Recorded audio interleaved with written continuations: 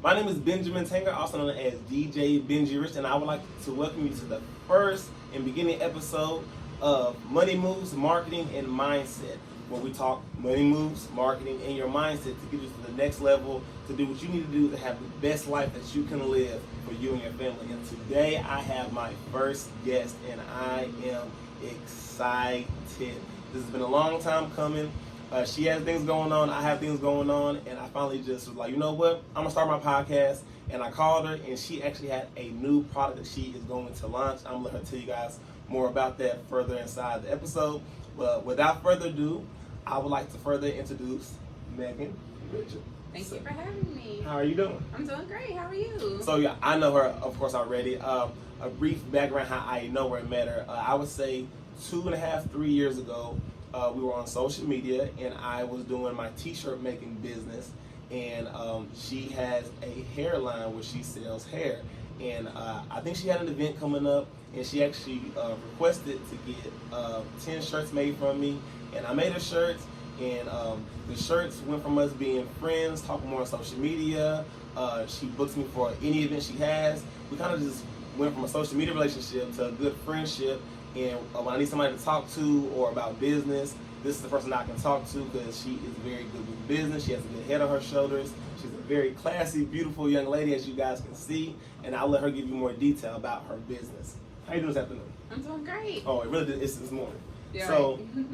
so I want to start off and tell the audience, give them more about you. What is your story? Who actually Meghan is? Who is Meghan? And what business do you actually run? Why are you so successful, as I say? So, I'm a mother of 2 boys, first and foremost, and I own a business importing human hair. I actually travel and visit and do quality control at my factories. I have a location in Smyrna. I've been doing this since 2013. What year is it now? 2021. 21, yeah. So 8-9 years I've been doing it. I was doing it before anybody else was doing it. When people would just go to the beauty supply store and all the options were, it was just pack hair that didn't match your natural hair. And I wanted to provide options to women, and even me with my own personal hair journey. It's been like a 10-year personal hair journey for myself. I felt like I didn't have a lot of options personally, so I actually went to Paul Mitchell. That's how I got into the industry, and yeah, just kind of went from there. So you guys, if you guys can't tell, she is Team Natural. Shout out to that Team Natural. And that's another thing. A lot of people, they're so shocked that I wear wigs because my hair, they're like, how do you get that under a wig? I'm surprised. Like, even now looking at it, I'm like, dang, she got all that hair, and I be seeing you wearing wigs and hair. Like, how and why do you wear wigs? Protective styling, and just to switch it up, because putting heat on your natural hair does damage your hair. So I like to wear wigs when I want to switch it up, when I do want straight hair. So I don't have to put heat on my natural hair, I wear wigs. And then 2, a lot of people have, being in the industry more, I got into it more for options in the beauty industry side of things, but when I opened my location, I had a lot of women coming in with medical hair loss. So that really got me more into the wig piece, because they were doing extensions and things that were pulling their hair out more. And wigs, you can put a cap over your natural hair and just put a wig on top, and it's not very damaging. Okay, so if I'm receiving this right, you basically came up with healthy alternate solutions to hairstyles. Yeah, for sure. And you started. I'm guessing the reason you started was because you're a Team Natural yourself, and you wanted to see what you were seeing on TV, or let's not. Well, yeah, no, say. TV. Going back to TV, what's that show with the family? With the Wayans brother. They had the family show. I know the whole family is on the show. The family. On BET. I can't think of the name. Wayans. I think it's the Wayans. No, it's with his wife and the kids. But she was one of the first people on TV that had like the extensions and things like that. But then, like I said, when we go to the beauty supply store, you buy hair, it doesn't match your hair. You know, Yeah. You could tell it's obvious that you're wearing hair pieces. So I wanted to provide something that was more natural and seamless for women. Okay, so I know why you started this journey. Okay, so what actually made you pursue to actually make it a business? Were you actually starting this hair journey? Well, let me find an alternate solution for myself, or was it, you know what, you seen a problem in the market and you was trying to solve the problem? No, it was a problem for sure. Like I said, I went to Paul Mitchell initially just to do hair, But then it's when you started to try to do different things like the extensions and things, I noticed there weren't a lot of options or diversity in the market. So that's when it dug deeper. I was like, because extensions were really just getting popping in my world in Tennessee, because we're kind of behind the trend with things like LA and stuff. They've been doing this, but in Tennessee, nobody was on it like that. So I was like, I need to bring that to this area more. And how I got into it initially, so I have a few different lines. I have Brazilian, Indian, and Cambodian. Okay. So Brazilian is what we started with, what everybody knows. And I have to watch what I say because I can really get into it too much. But Brazilian hair comes from China, Indian hair comes from India, and Cambodia hair comes from Cambodia. So India hair, that's like the top of the line, the luxury. And then the byproduct of that is the Brazilian hair. So initially when I started, I ran across somebody who was already selling Brazilian hair. And so I kind of bought their business out and ran with it. And then fast forward to 5 years later, when the CBD industry was popping, because I'm always like, my y'all brain. Catch that when the CBD industry was popping, which means it's popping now, which means she was in it before it was like popping. Ground level, yeah, ground level. So I'm yeah, saying at ground level, she was on CBD. Yeah, the ground level, like when the stores, right before the stores had opened and all that, I was in the lab like with people. And this Indian lady, shout out to her, because this Indian lady, she's married to this white man. They have a factory out in like Johnsonsville. And so I was telling her, I was like, hey, I own a hair company. I've been hearing about Indian. I hire a luxury line. She's like, yeah, I have people in South India. She was like, I can connect y'all. So it went from me just kind of doing the local thing to really getting plugged in with the source from her through that. So from there, I had a crew of people. I had a cameraman and everything that was going to go with me to India, but last minute things didn't work out with their visa and their passport. I'm like, I'm still going. Yeah. So I went to India by myself. And what year was this? Oh my goodness. Because when I seen you in China. So I'm bragging that was about after India. I'm bragging about her China trip. You done been to India. Okay, so when was India? So, and that was actually Cambodia. It wasn't China, it was Cambodia that I went to. That was pre-COVID. What year is it? That was a year before pre-COVID. So 2019, I went to Cambodia. 2018, I went to India. And it was the slums of India. That was a very humbling trip to see how people live, because I was the only person that didn't look like them, first of all. So that was, everybody was like flocking me. And I had a driver when I got there because she plugged me in with her people. So they picked me up from the hotel. The hotels are like gated, like you see like in African movies, like the embassy, how it's gated. Each hotel was gated like that. But going down to the factories, it was like dirt roads. People had gout, kids running naked in the street.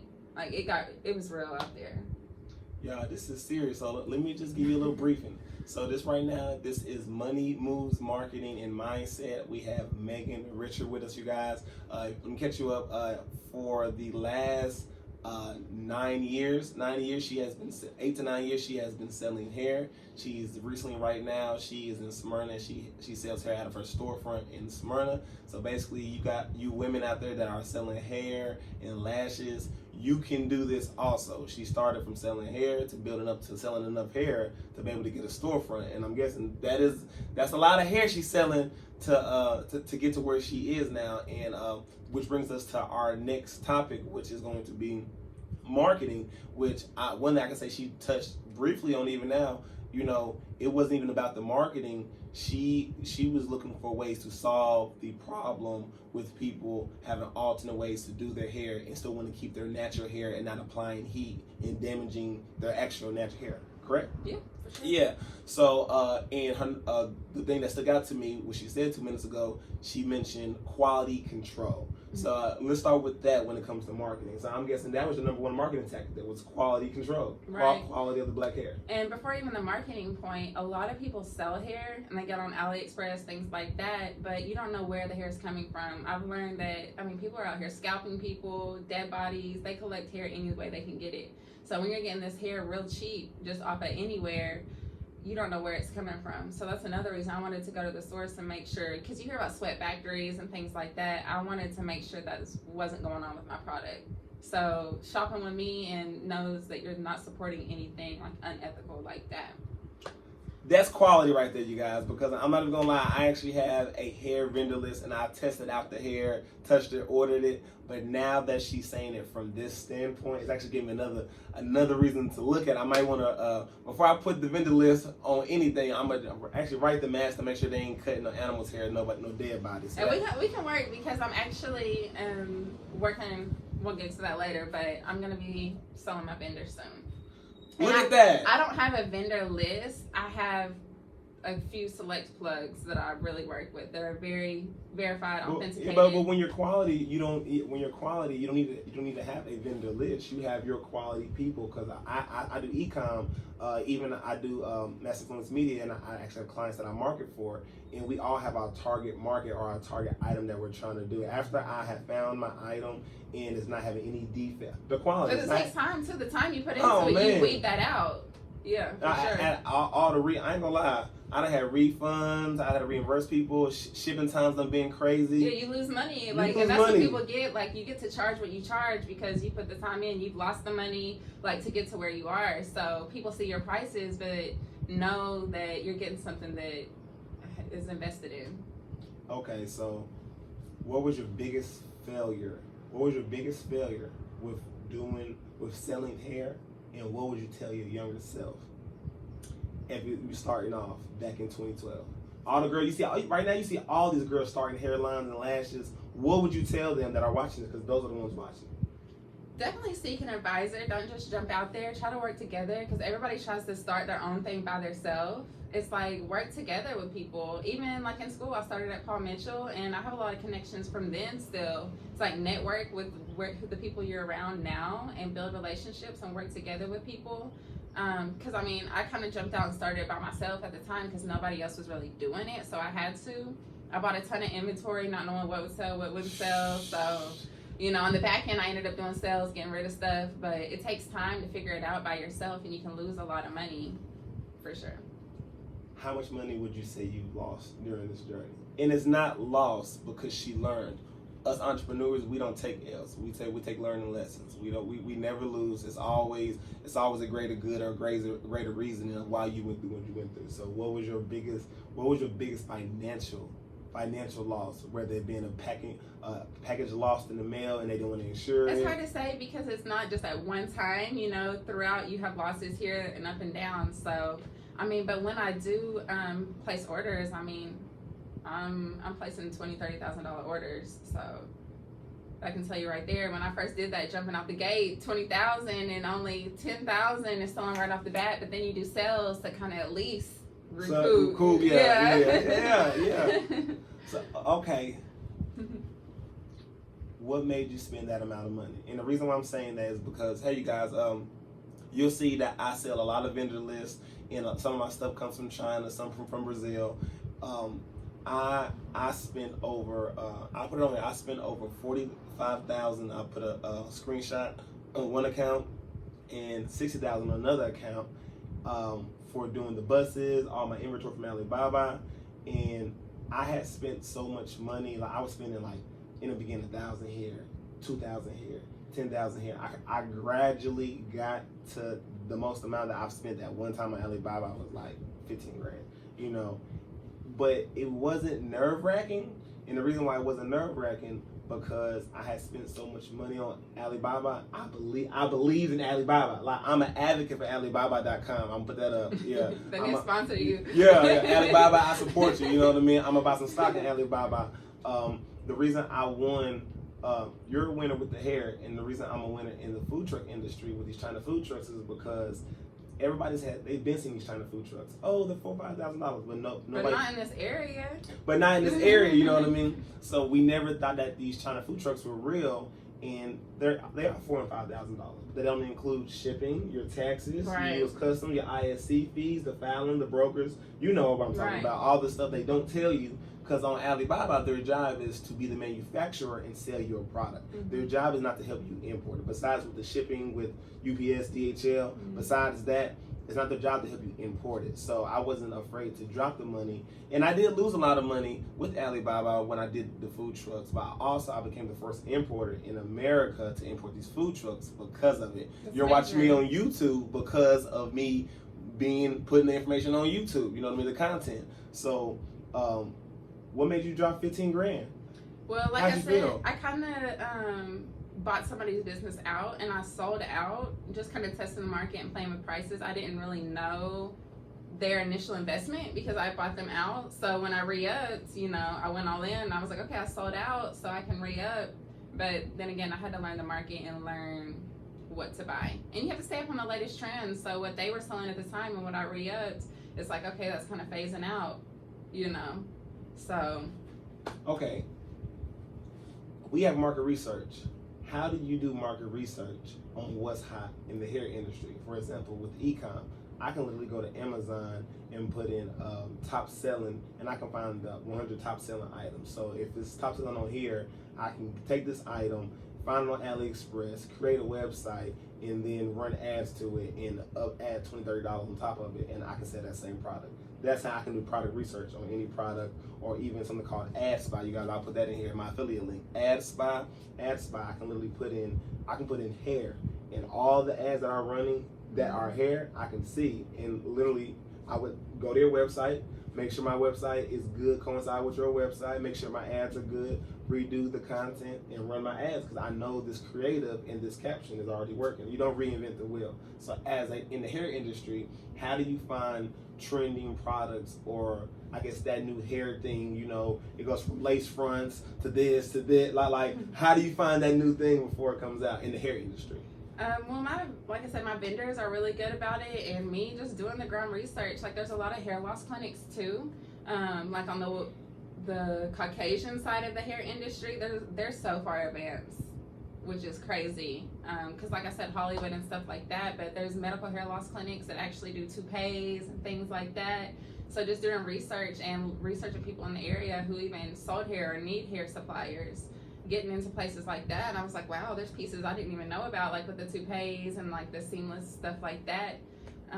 So I haven't really got into it online as much, but my vendors have kept me up on what's new because they're dealing with people all over the world. So they know it's hot. Yeah, they know it's hot, and just doing some ground research myself. And to the customers will tell you, they'll be like, hey, I want something like this, that they've seen somewhere else. I'm like, okay, back to my vendors, hey, and they're like, oh yeah, we got you. So stuff like that. I'm not into it as much as you are, which I probably need to be, like on that side of things. But just ground research, listening to the market and the customers and my vendors. I have great vendors. Back to them. Do you attend hair shows? I used to attend the Bonner Brothers show. I actually been there about like 6 years in a row. I haven't been in the last 2 years, but do you attend hair shows? But is that do you attend hair shows, and are they beneficial? Because people in the industry want to know. Because when I was a DJ, wedding bridal shows, people say I don't want to spend $1,000 to be inside this bridal show to promote my business. But when I was in a bridal show, I was locking down at least 10 to 15 grand in contracts for DJ gigs, so it was beneficial to me. So was hair shows beneficial to you? Is it beneficial? And what would you say to help start people to, like, you're cute, you're popular, you actually came in trying to solve a problem, so your marketing was quality control, and you was already popular, and you're easy to talk to, like as of now. But for the person who's not easy to talk to, who's not popular, and who doesn't have that top product yet, how would I market, and should it be at expos? You definitely have to have a team and delegate what you're not good at, for sure. That's something I'm learning because I am easy to talk to, and but I'm very like goal oriented and solution focused. So I think being more empathetic and things like that, I hire people for that because like I'm kind of like a no BS kind of person, and there's some BS that comes with it. Between customers and stylists and everything. So you just have to hire and delegate people, because if you're not personable, like, you don't want to go be in a booth. You need to hire somebody. Pay somebody $10 an hour to work your booth. But I think it would be worth it to get in a booth if you're from a wholesaler standpoint. On any lower level, it's not really worth it. And even just going to find vendors there, I don't know if I would trust it. One thing I can say about the Bonner Brothers, the vendors are cool. But the thing is, everybody then now has the vendor, because these big China people come over here like, now we all have the same vendor because Right. we're all going to the same person. So, But that's too what I was saying, working together, group economics, because buying power is real, and if you can work with people, you can get better prices and everything. And two, your vendors listen to you. If you give them good business, they'll tweak stuff. Like what I do personally, I pay them half up front, and then I make sure they send me videos and stuff. If I'm not over there, they'll send me videos and making sure everything, and I make them tweak stuff before I give them the final payment. So like my packaging isn't right, if the color isn't right, if the lace isn't right, I'm like, y'all need to fix that before I send the final payment. So yeah, you gotta work with those vendors. So that's why I say I'm kind of weird about new vendors because I've been locked in with mine for so long. But it is good to have some backups too. But if you're a wholesaler, I would say get a booth. But anything under that, I don't know. It would be worth it to attend if you're new and you're just getting your feet wet and you want to see what the industry is like, for sure. so you should. So getting a booth, probably not if it's not in your budget or you're not producing sales yet. But if you're new to the industry, going to an actual expo, meeting people, and networking is a great opportunity for you to grow your business. And so I say work with people because that's something I did with a lot. Vendor booths, like you can partner with people. And You know? split The booth costs. That's something I used to do with even barbershops. Like that's something Eclipse, when the eclipse happened, I was trapping Eclipse glasses. Oh man.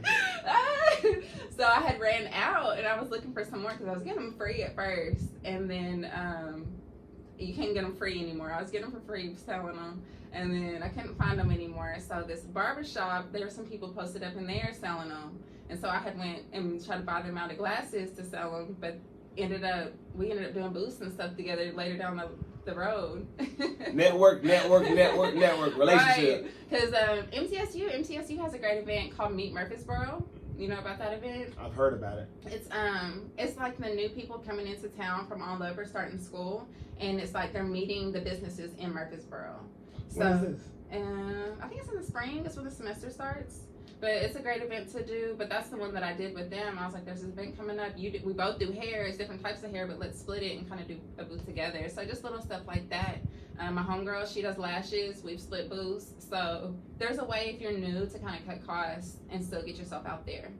So if you don't have advertising costs, if you don't have an advertising budget, you should look towards partnering and networking with other people to cross promote, cross brand. And even giving back. Giving back is a great way to get your name out there, which isn't the reason you do it, but that comes with it. I did a wig drive for women with medical hair loss, and we collected new and refurbished wigs and we donated them back to the community.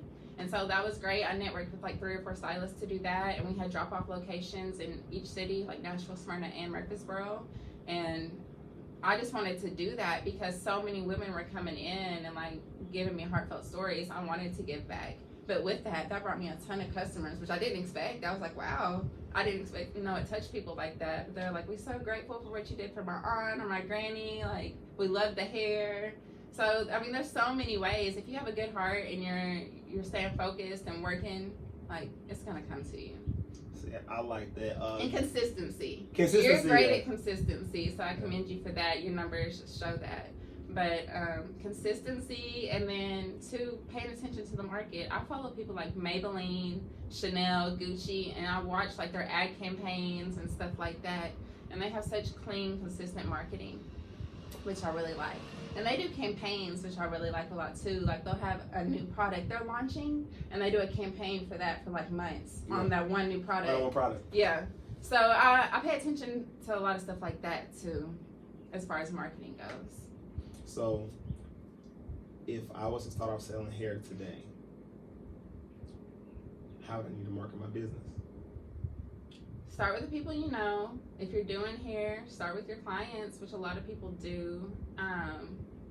So that kind of segues us into the fact that having a business takes a lot of time away from you, so you need to be prepared. Like it's a baby. I now have 2 babies, so I'm at the point where I don't have the time to be present as much as I need to, because you really have to be hands-on with the business. Like you have to be. So with that, I'm about to do a huge sale. I'm going to be closing my storefront because so many people do reach out to me and asking me, how do you start your own business? Where do you get your hair from? So I'm about to start a mentorship program, and there's 2 parts of it. You can buy my vendor And you also can have a mentorship. It's going to be a monthly fee to have me as a mentor as well. So we'll dig more into that if you decide to take me up on my mentorship. You guys, that is amazing. I like that because that right there, I'm gonna segue that into mindset. Like I said, money moves, marketing, and mindset. Okay, so what mindset? What you're telling me this just now? That means your mindset of your trajectory is changing, and I'm saying you're growing. You know what I mean? There's levels to business, you guys. As you guys see, I do a lot of businesses. I sell a lot of stuff, and at some point you have to elevate. Because if you don't, you'll get tired of doing what you're doing. You'll fall out of love with what you're doing, or the business will close down because you didn't read the signs of having to restructure. And this is her restructuring her business right now. If you guys don't know, we are in an educational time due to the pandemic. We were forced inside, which forced everybody to create a lot of courses and really be an expert and share their experience and their journey with where they've been and where they're going. And she's now wanting to share that with you with her mentorship, which will have pricing and links all below inside of the video. What mindset did it take for you to actually, I'm gonna shut down my shop and I'm gonna start teaching? Because I'm like you, we have businesses and they're our babies. So I know you say you built to that point, or even the fact of you guys, we haven't went into this, or I ain't said nothing, but she was going to start a hair bus and do it mobily before she did a storefront, and went and bought the bus, and then ended up having a baby, and just didn't have the time it needed to invest to actually build the bus out. So that wasn't a loss to her, but what mindset do you have to have? Or I say more so the tough mindset, because that was a decision. You dropped $8,000, now you got to sell the bus, now you want to get a storefront, now like you had a baby again, now you want to invest more time with your kids. What mindset do you have to have? Well, I've actually had a storefront for about 5 years, which is what you don't know. Oh, Jesus. Y'all, she had a store for 5 years. Jeez, okay, Yeah, let's go. So I've had a storefront for actually a long time. I've had 2 employees, and they were amazing. And having a team is definitely important, but you do have to stay, what's the word I'm looking for, like fluid with the times. Because even during COVID, business didn't slow down. Business was actually great for me during COVID because people couldn't make it to the hair salons, so wigs were booming. I sold out of wigs, which was great. So now coming out of COVID, you do have to be there. You have to be there, especially me. I'm so anal about the details. Like I said, even the marketing, the way pictures are taken, the way conversations are had. Like I'm very like, oh, say stuff like this, do stuff like this. So I have to be there to make things run how I like it to run, and for it to be successful the way I like it to be successful. And now people do come up to me like, I love your hair. Where do you get it? I want to start my own business. So there's people who are younger now coming up that have the time to dedicate. And I'm getting older. I do want to be home with my family more. So it's like, why not take all this almost 10 years of knowledge and let somebody younger and more hungry, willing to pour all their time into it, thrive. So that's where I'm at. Like I said, just listening to the market, listening to what people are telling me. They're telling me, we want to know, you've been to India. How did you do that? Like, yeah. Your hair is great. Where do you get this? Like, your marketing is great. What do you do? Your packaging, all that. So I'm in a place where now I can schedule that, and that'll be more structured. I can schedule a couple of hours a week out to pour into people instead of 100 hours a week into my business. Because you have to, like, it's not a 9 to 5 with business at all. Yes. From the time you go to sleep to the time you wake up, like, you're checking emails or responding to people. You're literally, even in your downtime, you're going through your phone to look at people who you didn't respond to because you've been running. You know what I mean? So, like, I do commend you on switching up what you're doing to spend more time with your family. People, before you get into business, understand it takes work. You got to have the mindset of it has to happen or it has to happen. One of the things that I do want to commend her on, I am big on social media, and she's on social media, but understand everything she guys told you about branding and marketing. I would say use that and then learn everything else, because she built her brand upon pure community giving.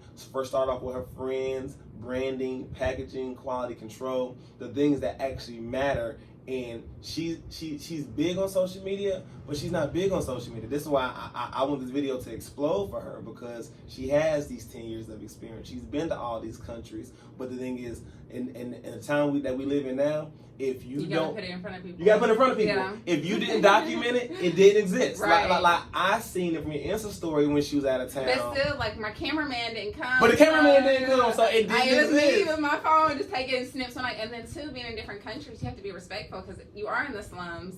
So I can't have cameras in people's faces while they're crawling on the street and they can't even walk, and they're starving, you know? So yeah, I definitely need to make more of a presence. And that's to me, like, I'm not like the face of my brand like that. Like, I like my product to be the quality to be, and I like to be behind the scenes. So that's something personally I guess I have to work on, is getting out there more, but because I'm more of a behind the scenes kind of person for sure. She's behind the scenes, but understand, y'all looking at Tyler. This is Tennessee's #1 hair seller right here. I don't care what nobody say. Number one. So when you see this, make sure you hit her up. You get her vendor list. You get her mentorship, and just pick her brain. You know what I mean? She's a very intelligent young lady. You know, she thinks before she moves. She's a no BS type of person, and she's all about success. You know what I mean? She's all about really uplifting and giving quality in whatever she's doing. Life, marriage, relationship, friendship. You know, I like how you don't have toxic people around you and you're past that stage of your life. Like, if you're not making me better, then I just can't really communicate with you. It's nothing personal. Yeah, it's like a thing. If you're dealing with stuff that's stressful or making things go in a bad direction, just redirect in every part of your life, because life is really short. People are really passing away out here, and we don't have time for that. People dying every day. Right. And I mean people who we know. Right. It wasn't so frequent back in the day, but everybody died. I don't know if it's because we're getting older. I don't know. I was just going to say, I was like, are we getting older? But it's like, man, I just saw him last week. Like, your high school friends are dying, falling like flies. So you got to show love, do what you love. And I love the industry. I love it. I love it. I love it. But I love my kids more. So I'm excited to kind of transition to still be in tune with it, but kind of back up a little bit. Okay, so... because I saw one of your questions, we didn't really touch on it, but you asked me one of my biggest losses financially, but there's so much more than financial. There's mental and spiritual too, because before my business really boomed, that's when I first kind of took over somebody else's business. I had a day job while I was working for a doctor. I worked for a doctor for 5 years doing marketing and community events. And I was trapping out the back door of the doctor's office. Like, people were coming to pick up hair. I'm out the way, and then going back to my desk. And so then I had all my stuff at my house, and it just overtook my life. I was stressed and depressed. I was making so much money. I just didn't have time to spend it or enjoy it, because the doctor that I was doing marketing and community stuff was before and after hours, and I'm like doing the business in between. And I was just stressed and depressed and spread too thin. So I just quit. Like, my 5-year job, I just quit. I was like, I'm not getting out of bed. And I didn't leave my house for like 3 weeks. Except for my son, like getting him to school and stuff. But I was like stressed and like tapped out. So I had a huge savings. I had like 6 months worth of savings to live off of. So I didn't leave my house for like 3 weeks. I was so stressed, depressed. And then, but my phone, people were still blowing me up about the hair every day. They're like, where are you at? We need hair. So I was like, okay, like, pick yourself up. Your savings are getting thin. What are you about to do? So that's when I opened my location initially. And it was great. Like, the love is there. Y'all always pull me back in. Y'all aren't going to let me leave for good. I know that. But you have to mentally take care of yourself. Because money's great, but mentally and even ethically, like I was saying, like, be mindful of what you're selling, make time for your family, and take care of yourself first and foremost. That right there, I would say, I don't involve stressing about stuff. Money is not everything. Money is good and it's amazing, but if you don't have time to spend it, if you don't have the people you love to spend it on and spend it with, it means nothing. Like, I think it's called alopecia. Alopecia, when you stretch yourself so bad, you get a bald spot in the back of your head. I had bald spots because I was just, y'all see me, I be consistent, but I'm just trying to not let this fall, and I got my kids, and then the divorce fell, and then I'm trying to bounce back from the divorce, and then handle the kids, and then get smacked with $1,000 child support. Then I'm having to, like, wrap my mind around, you got a whole $1,000 of child support. It's a real mental game, and you have to really learn how to be real with yourself. You have to learn how to step back. Okay, this is overwhelming me. This is stressing me. This is making me sick. I need to cut some things out, because if I don't, I'm really going to be at a very vulnerable, sad part of my life. Right. I mean, the most successful people you hear about, they committed suicide and drugs and things like that. Like, all that's real. So you can't lose yourself. You have to stay connected to what matters, for sure. And it's not the money. It is the reason. It's the why. It's the why you got started. Why are you doing this? The biggest thing that keeps me going is my why, which leads me to ask you, what is your why? Like I said, I just saw a problem in the market. Diversity. No, who do you do this for? The kids, of course. And not even just the kids, but my family, my people. How's even your like son?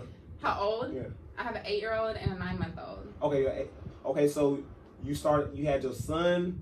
The year I had him, You started the hair. The year I had him. Okay. Was it during the pregnancy and you had to make something shake, or you had to make something shake? Yeah. Oh, so actually, you guys, she got pregnant and you had to make something shake. Well, that too, and just I was enjoying what I was doing. I enjoy it, and like I said, I saw a need for the industry, and I just wanted to, even the people I was dealing with, I wanted everybody to feel inclusive and have diversity for everybody. At first, it was more the beauty thing, but then, like I said, I opened my location in the medical side of things and seeing people's real stress. Like, I've always been a giving person, and I care about people, so that's a component of it too. But I wouldn't say, because I'm going to make something shake for the kids regardless. So it's like my hair business isn't why I do that. I do it because I enjoy it. Because you enjoy it. Mm-hmm. Yeah. When you do something you enjoy. Because if you see something making a lot of money, like engineers and like all these techie people, like you make tons of money, but I don't understand it and I'm not trying to, you know? So it's like you have to do what you enjoy first and foremost. Because you can't stress yourself out trying to figure something out that you don't really get or like. So are you going to end inside the hair industry, or are you making investments right now to weed your way out in the next 10 years, 5 to 10 years? I could do the mentorship forever. I love the industry, but I'm definitely making investments too. I want to get into real estate. Real estate? Mm-hmm. So what type of real estate? Like property management, rental properties. So you want to manage properties? Yeah. That's cool. That's good. You guys, make sure you follow Meghan. How can they find you? Is there anything you want to tell the guests that we have not touched on? What's coming? You told me about your mentorship. Is there any more deeper detail you want to give them? What's your website? What's the address to your shop before we close in the next month and a half? So make sure y'all go quick. Yes, we're gonna post all that with this video because I am doing a major blowout sale. August 1st is my date. It's a Sunday, so all those details will be listed. The mentorship, and just take care of the people that take care of you. Show love to people who show love to you, and do what's right. And keep making a way, and things always work out. Don't stress it. Pursue whatever gets you excited in life, and transition when you need to transition. Drop the mic just like that, you guys. Make sure you like, subscribe, and share this video on YouTube. This is only episode number 1. It'll get better, more cameras, more lights. And make sure you guys follow me on social media at DJ Benji Rich and Mass Influence Media. And welcome to the first episode of Money Moves Marketing and Mindset. Equisite.direct. Yeah, go ahead. That's my website and that's my Instagram. Like I said, he's the marketing guru. I'm just here. Y'all, let's get it. Have a great day.